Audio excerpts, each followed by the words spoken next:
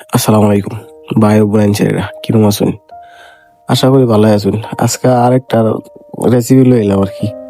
এই খাসির মাথাতে একটা সাদা বাদা করে আলছি। আচ্ছা, কোনো কথা চলতো না, খালি দেখবেন কোনো কথা নাই। বিষয়টা হইতেছে একটু একটু কয়ে না দিলে একবারে বুঝতেন না, তাই একটু একটু কয়ে দিই। এই খাসির মাথা রান্নার প্রসেসটা হয়েছে আপনার প্রথম বেলা খাসির মাথা, তারপরে হয়েছে আস্ত গরম মশলা, 2-3টা পেঁয়াজ আস্ত, রসুন সবকিছু আস্ত, আর একটু আদা দেহেরা জাল করছি। ঠিক আছে, এটা জাল করা লাগবে অনেক সময়। জাল করলে আপনার উপরে একটা ফেনায় পড়বো, এটা সুন্দর মতো ফালাই দিবেন। ও আরেকটা জিনিস খুব মনে নাই, লেবুর রস এটা লাগবেই। ঠিক আছে, বেশি করে লেবুর রস লাগবে পানির মধ্যে। এই যে নাম্বারটা জাল হয়ে গেছে, এখন একটু উড়ায় খাইয়া দেখাম কিরম লাগে। এটা সোপের মতো খাম যায় আর কি, টেস্টটাও সেই লাগে। যে আমি বাড়ি বয়ে লইছি, এটা খাইয়া লইয়াম। পরে আপনার যে মাংস আলাদা করে থই দিছি, পানিটা আলাদা করে রাখছি। এখন তেল তুল দেখাইরা যে মশলা টসলা আছে ওইগুলা দেয়া এলা তরকারি নালে আর কি। আর যে পানিটা আছে ওই পানিটা হয়তো ফালাম যেত না, ওই পানি দিয়ে এইটা জুল দেওয়া লাগবো। ঠিক আছে, তাহলে টেস্টটা হইব অন্যরকম। আমার রান্নার সিস্টেম হইল ওরকম, বুঝছেন, একটু কেয়ারফা সিস্টেম। এটা এই সিস্টেমে মোটামুটি মানুষের কমই রান্ধে, এটা হচ্ছে কেয়ারফা সিস্টেম। তবে এই সিস্টেম যতই কেয়ারফা থাক মনে হরুন, এই সিস্টেমে রানলে তরকারির টেস্ট গমের 100 যদি নাও পরে আমার কোন যে তেলা দেখতে তখন কি বা কিও।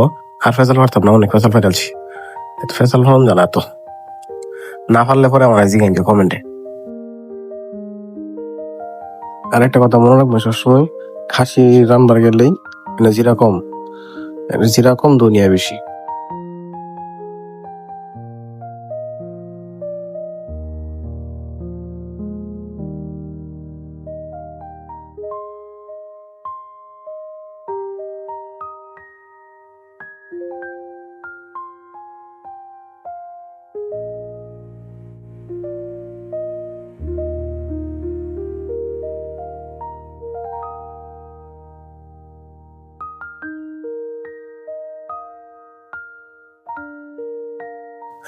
ও ভালো কথা, এই মাংস দিয়ে কিন্তু কষার লাগবো, সময় লিয়ে রান্ধন লাগবো। এই তো অল্প সময় লিয়ে চুরামি রান্ধলে কাম হইতো না, সময় লিয়ে রান্ধন লাগবো, ভালো মতন কষার লাগবো।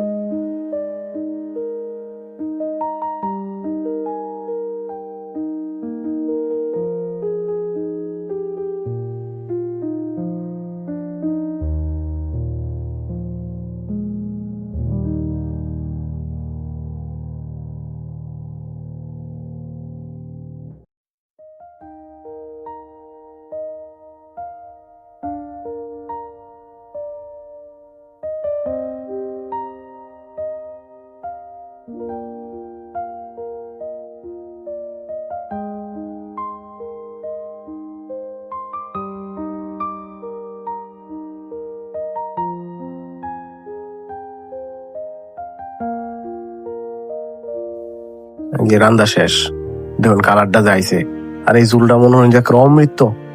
ঠিক আছে, ফেট ফেটানি বাদ দিয়ে যায় খাই। আসসালামু আলাইকুম।